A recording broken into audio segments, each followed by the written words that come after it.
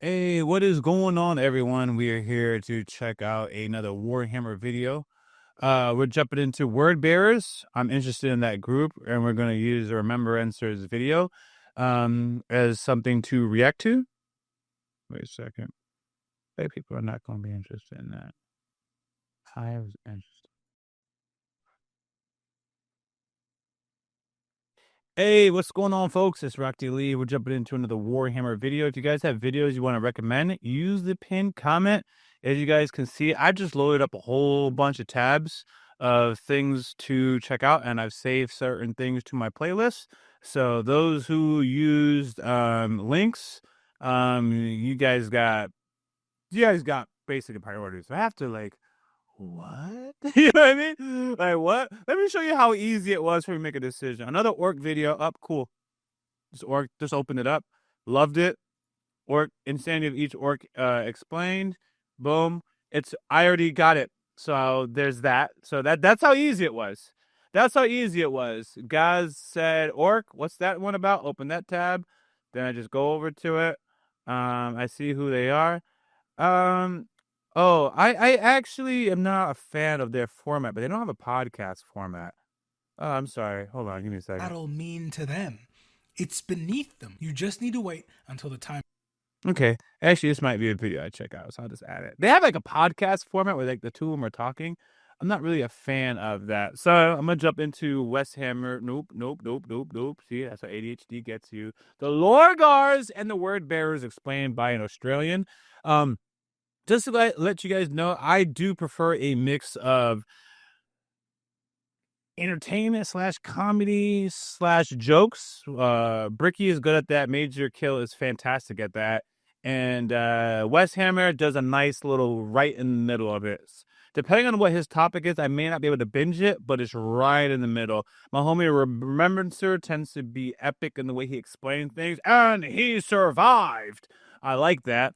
And that's pretty much it. If it's just just explaining, so you guys have to check out that the Emperor of Mankind bodied everybody in the entire galaxy. That's just going to be hard for me to react to and stay alert. You know what I mean? As far as a reaction video is concerned, it's another thing to listen to just because. But if you guys don't care about my energy level in a video and you guys just want to have me exposed to the content and show that I'm learning and demonstrate that I'm learning or whatever, that's also fine. But I kind of look at where I'm happiest at. I'm very serious about my note taking. I recently did an Eldar video, so I have some notes to take for them. But today is not Eldar's. Today is Lorgar's group. And I do have more Eldar videos to circle on to. I might check out Luton09. He tends to be one of those people that are not. He has great content, but the entertainment factor is not like major kill and such. And then I have some other. I think I have some other Eldar stuff. I thought I did. Oh, the Phoenix Lords explained, the Eldar, and I guess that's it for now. And then I'll work on my notes. Let's just jump into it. I talk a lot. No one cares what I have to say. Represents that better than the Warhammer setting, where belief system. G'day, guys and gal. Organised religion is a disease, and nothing represents that better than the Warhammer setting, where belief systems are able to manifest into demons and other naughty things. However, you don't need the literal forces of hell to realise that brainwashing people is wrong. No legion represents this greater than the Word Bearers, a legion of space marines led by a Primarch who was so desperate for God to be real that he plunged the galaxy into eternal death and suffering just to prove that his imaginary friend is better than yours.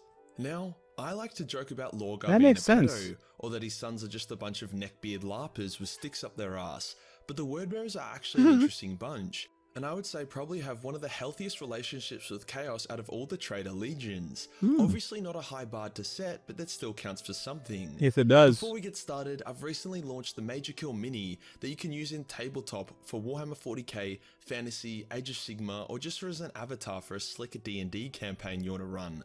All the prices are in Australian, so a model with shipping comes to about $30 USD, cheaper than a lot of Games Workshop models and a lot better in my opinion.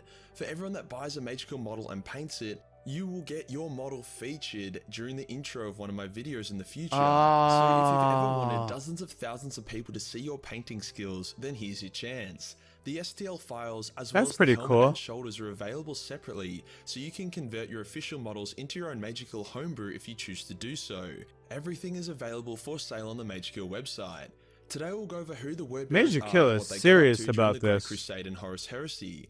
We'll also go over the life of their Horus Primarch Heresy. Lorgar, and if he actually had a point about chaos, or was he just a religious nut who needed to be kept away from childcare centres. Then we will finish off with a small dive into the lore of some of the more well-known Word Bearers. Let's get into it. When the God Emperor of Mankind first created the Primarchs, he would read them bedtime stories whilst they were in their gestation capsules. Oh, did he really? For Rogel Dawn, he read 10 books on architecture. For Conrad, he read old Batman comics. And for Lorgar, he picked up a random fiction novel he found in an old library. Unfortunately, this turned out to be the Holy Bible, hence the seeds of corruption were planted in Lorgar when he was very young. By the time the Biggie Is it realized really? his mistake I don't know if and he's attempted joking. to read him books by the great L. Ron Hubbard to undo the damage, it was too late. The gods of chaos had snatched the baby Primarchs from their nursery using some warp spaghetti and scattered them across the galaxy. Each Primarch landed on a different What's she planet, holding? which coincidentally matched their skills and that's attributes Slanesh. for the most part. That's me, Some landed Slanesh. on civilized worlds and quickly became gods among their people, whilst others, such as the abortion poster child Angron, fell on shitty planets and became slaves with nails in Butcher their brain. nails. That Lorgar sucks. fell into the planetary equivalent of a church filled with registered sex offenders, which I guess you would just call a normal church. He was quickly found by a dickhead called Corfarion, who had been exiled from the Society of Colchis, the planet, due to the fact that he tried to kitty fiddle 7-year-olds, which was 2 years shy of the acceptable age of kitty fiddling on Colchis. See, Colchis, despite my pedo jokes about it, was actually okay. Mortarian's planet literally had AIDS and was controlled by necromancers, so a bit of faith seemed like a walk in a park, until you realised that the dominant religion of Colchis was actually the worship of the gods of chaos. Oh. As Lorgar rapidly aged, Corfarion realized he was special, and he could be used to regain favor in the church, called the Covenant, or even dominate it. Cor was a smart guy. He realized that Lorgar was a little slut and liked it rough, so instead of winning his loyalty and devotion through being a cool dad and buying him ice cream, man. he instead physically, emotionally, and I'm gonna say sexually abused Lorgar. He would abuse him for the slightest transgressions. One time Lorgar was like, "Yo, I know there are 4 gods that we follow, and they're all cool and stuff, but I think there is another god even greater than they, a super god with golden greased abs and flowing brown hair." And Corfarion, disgusted by the thought of a male over the age of 9, beat the shit out of Lorgar for that. Now, the abuse did stop, but not because Lorgar became a 10-foot tall demigod, no. It stopped because one time Cor tried to get his friends to beat up Lorgar, and instead they were like, "No, fuck you," and try to kill Cor. Now, that would have been an epic, but Lorgar had some hectic Stockholm syndrome or something, because he saved Cor from the people who were attacking That's Cor, crazy. because Cor wanted them to beat up Lorgar. Yeah, look, Lorgar wasn't the smartest Primarch. No. However, since saving him, Cor decided that he was too old anyway, and the abuse ended. Lorgar received more visions of the Emperor and began to create his own religion. Yo, this A religion that backstory is basically said that crazy. the Chaos Gods were lame and that the Emperor was their daddy. As Lorgar was creating Daddy. this religion of the One, he was also conquering each city on Colchis, one by one. In no time at all, he had taken the entire planet. But if you thought that a Primarch who wields religion like a weapon would have a peaceful takeover, then you were sorely mistaken. The planet was divided between people who believed in the One and others who believed in the Chaos Gods. People in Warhammer are extremely bigoted and narrow-minded, so instead of just coexisting, the two religions engage in a planet-wide genocide, with Lorgar and his religion of the One coming out on top. Yes, Lorgar, the guy who felt the chaos first and pretty much caused the Horus Heresy, was also the Primarch who eradicated chaos from his home planet. That's While this was going poetry, on, bro. Lorgar's sons, then called the Imperial Heralds, were created. Unlike pretty much all the other legions who required their original names through their renown or achievements, and then later through the whim of their Primarch, the 17th Legion was named the Imperial Heralds by the Emperor upon their creation. They were to be the legion that stomped out religion and spread the truth of atheism. They were heralds of the imperial truth. Again, adding to the hectic irony of what they ended up doing instead. Once they beat a planet's military might This with is actually ruthless hilarious. efficiency, they would pull down all the religious buildings, burn all the religious texts, and use the fire from those texts. They would burn everyone who didn't accept the imperial truth. This system Which had is the there's added no benefit of gods. also removing all pedophiles from the planet that the heralds took over. Ooh. Within a year of Lorgar's victory, the Emperor arrived. Now, a lot of people bring up a good point here. The Emperor did not want to be seen as a god, yet walked around in 12-foot tall golden armor while glowing Right. and had a flaming sword. Right. If he toned down the aesthetics a bit, maybe it would be a bit easier to be like, oh look, a powerful psyker. Not true. Holy guacamole, it's the god emperor of mankind. No, that's true. Either way, Lorgar fell to his knees and declared a lengthy religious celebration. For months they partied, the Biggie disapproving heavily of a planet which, if it had been found by the Imperial Heralds without Lorgar on it, would have likely been exterminated. The Biggie was like, Lorgar, my son. And Lorgar was like, yes, God Emperor, Father God? I am not a god, I am just a really, really cool guy. Ironically, the Emperor denying his own divinity only made Lorgar think he was even more of a god, as what kind of all-powerful mortal would display such humility? Of course. During this time, various problems begin to emerge. That's Firstly, hilarious. Corfarion, that dick, was given superhuman Corfarion abilities, is still and another around even here? bigger dick, called Erebus, was turned into a space marine. Oh, Corfarion and Erebus. Erebus would more or There less it then be is. responsible for the entirety of the galaxy's There it problems, is. all the way until the Tyranids arrived. There it Lorgar is. wasn't stupid, however. I mean, he was stupid. After all, he thinks getting soul raped by demons is a good idea, but he was smart enough to know that inheriting a legion full of atheists given to him by the galaxy's biggest atheist weren't gonna drink from his Kool-Aid straight away. It took years of subtle changes to the Terran-born heralds, as well as full religious induction of new recruits before the Legion was turned into the Word Bearers. Yes, Instead of being a spread slow the word. legion in terms of bringing planets into the Imperium due to them having to crush religion, they became a slow legion because they spent so long building religion. Every planet they took over, they would spend months or even years converting them to see the Emperor as a god. As such, they were the slowest of the legions by far. Now, the Emperor overlooked a lot of shit. I mean, a lot. He let Angron, Oh, that that's walking cool. abortion, off the leash and barely gave a fuck when Angron started putting nails in his son's brains. The one thing he would not overlook, however, was a slow compliance rate. If Lorgar had done his weird religious voodoo but did it quickly, it's likely the Emperor never would have come for him. However, eventually probes were sent out to discover why Lorgar was so slow. I mean, everyone knew he was a weak little bitch. The weakest of the Primarchs in terms of combat ability for sure. Oh, dang. But still, those probes discovered flourishing worlds with low crime rate and extremely high loyalty to the Imperium. However, they also discovered widespread gay conversion therapy, as well as extreme levels of PTSD in all the choir boys. Two major symptoms of a nasty affliction. With this, the Emperor cracked it. He thought it was kinda cute originally how Lorgar wanted to gargle his spiritual balls, but now it was fucking with his mission to clap the galaxy's cheeks. Hence the Emperor did something that a lot of people think was a bit of a rookie error. He got the Ultramarines to blow up the Word Bearers' favourite city. He then psychically raped all of them and forced them to kneel before him, before then roasting the shit out of them for being a bunch of Bible-jerking simps. I, however, think that the message that the Emperor was trying to put across was a good one. He basically said, if you want to know what it's like to serve a god, this is it. Your free will is gone. Your power is gone. You're all insects beneath me. He wanted to show them that gods are assholes, and you don't need them.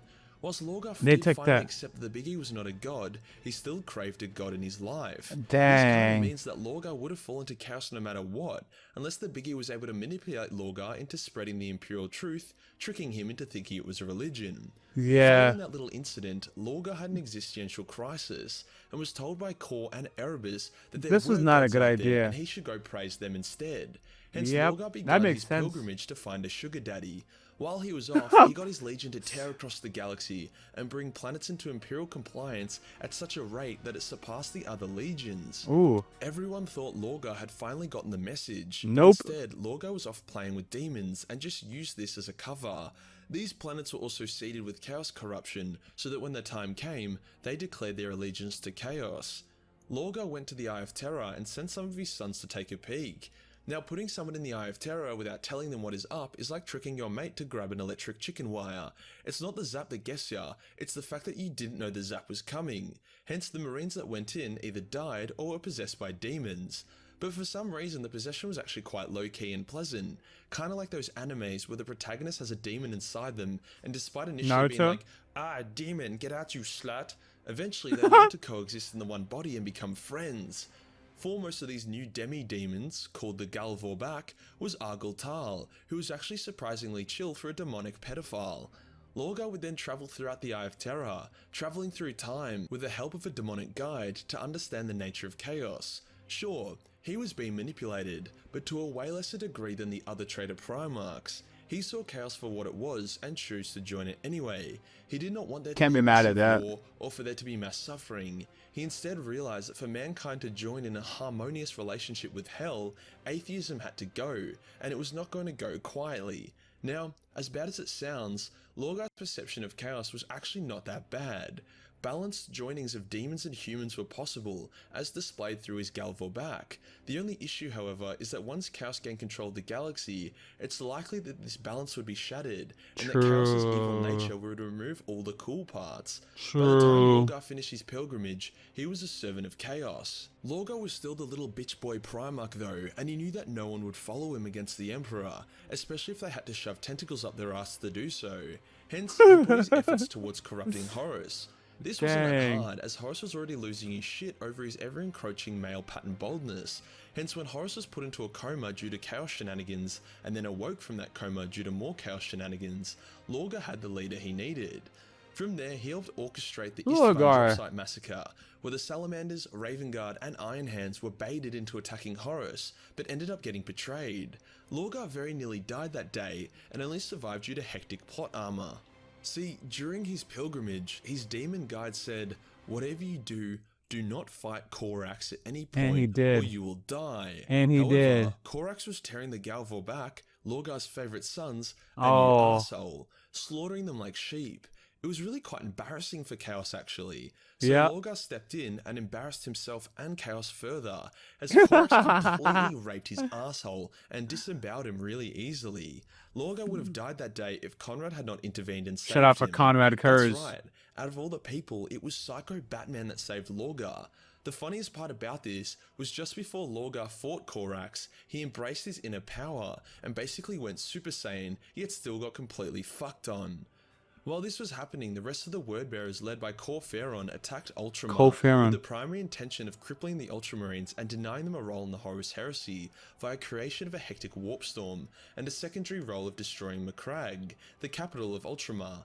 Well, as I've said many times, attacking Ultramar is like headbutting a retard. No matter how much damage you do, you will always come off second best.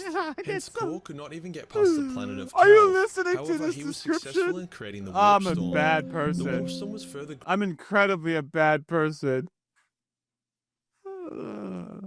damage you do, you will always come off. Ultramar is like headbutting a retard. No matter how much damage you do, you will always come off second best. Hence, Khor could not even get past the planet of Kelf. That is However, ridiculous. he was successful in creating the warp storm. The warp storm was further grown by Lorgar and Angron burning a path through Ultramar, sacrificing entire worlds to defeat the power required to keep make the it, warp storm lady. alive. She made it. Gilliman was obviously not super down with this and gathered together Where do you get what these many films could from? Would I and watch chased these? Lorgar and Angron. These games? Eventually, he caught up to them at Angron's home planet of Nukiria, which Angron was in the process of destroying because he was butthurt about the whole slavery thing they did to him.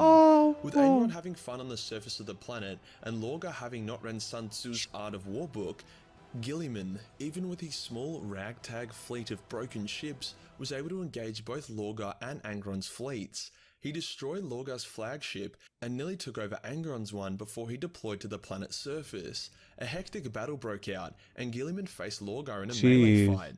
Now, Gilliman and Lorgar are arguably the worst Primarchs when it comes to fighting, so the fight between them was kind of like the fight from the Inbetweeners. It's not really clear who would have won. However, Gilliman uppercutted the shit out of Lorgar and crushed his sternum, whilst Lorgar hit Gilliman in the face with his mace.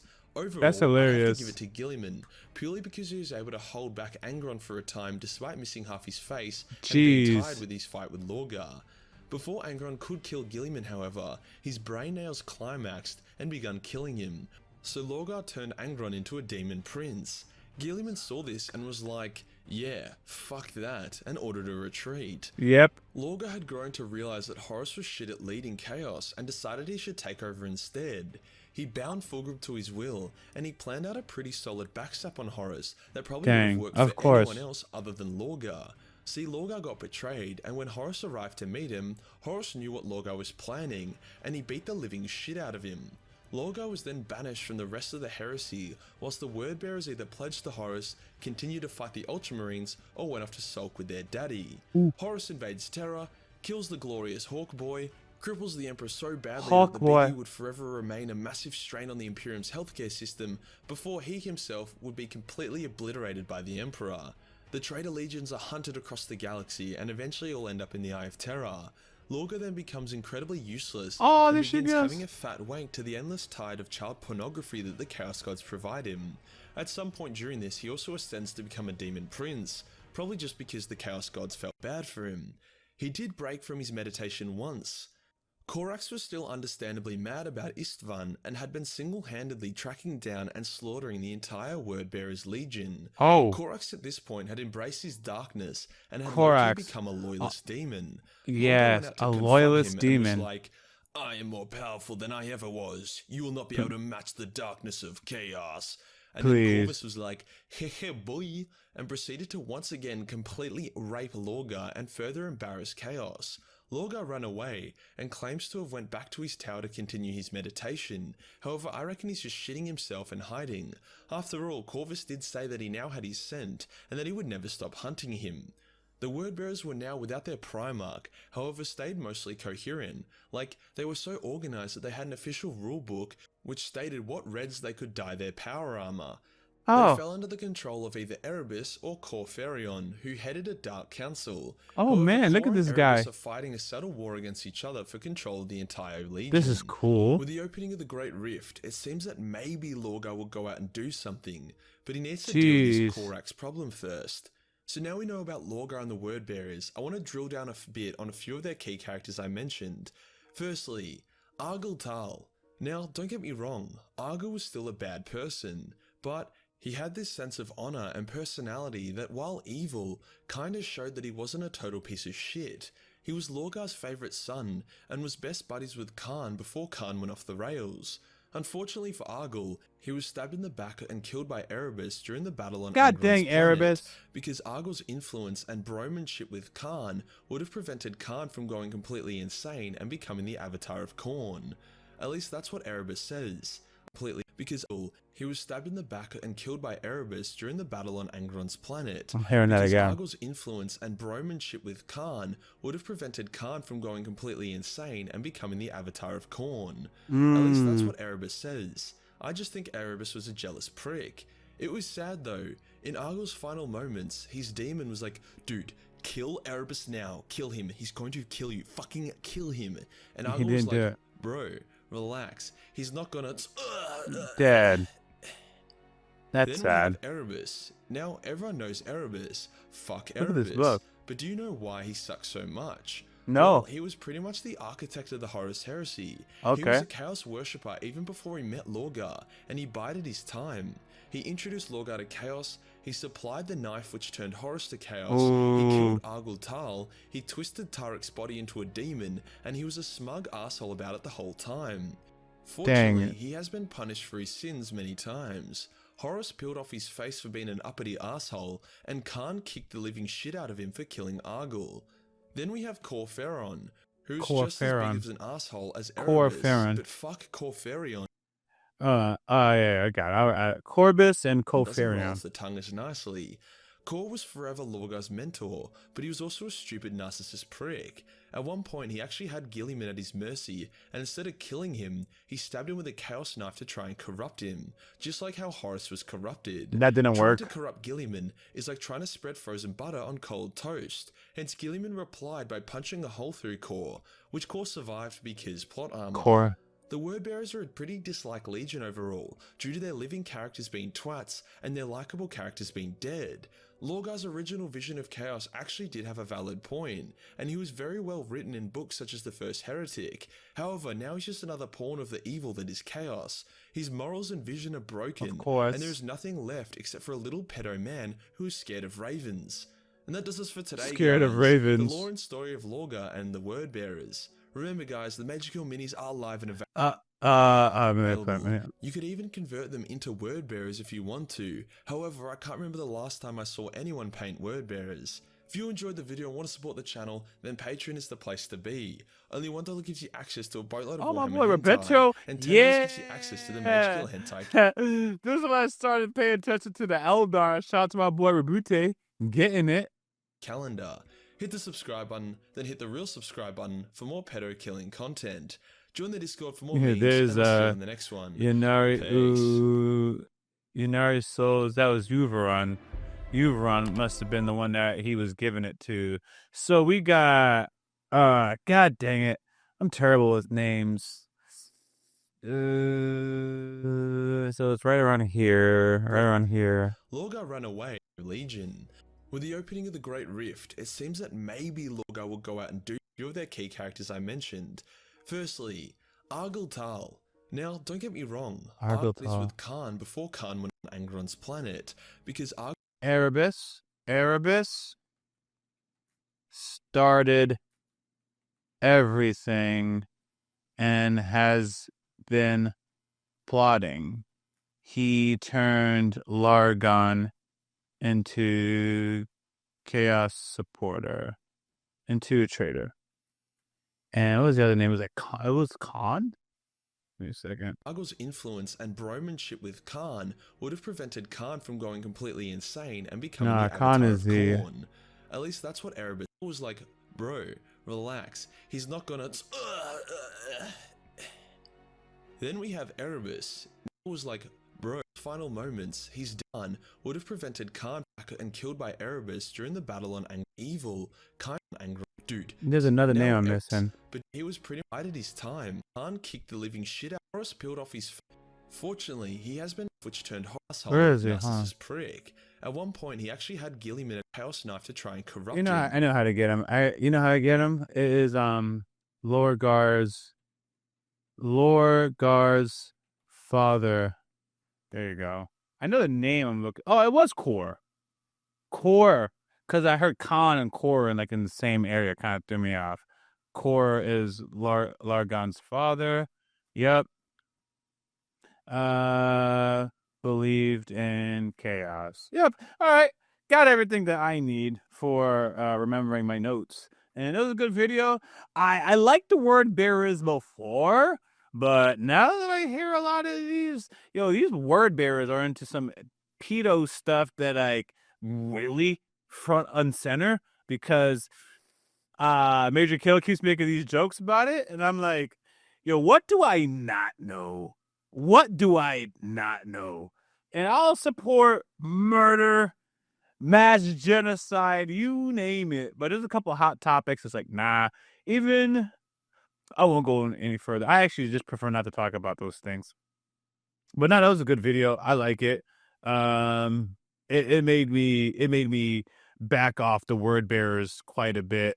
Lorgar is greatly understood, and it seems a little bit that he's kind of a victim. A lot of these people that fell to chaos are victims. And I knew you guys said in the comment section, it's not that easy. If chaos has their eyes on you, it's very hard not to fall. But they stab my boy Rabute with the same stuff they stab a Horus with. So sometimes it's about your character.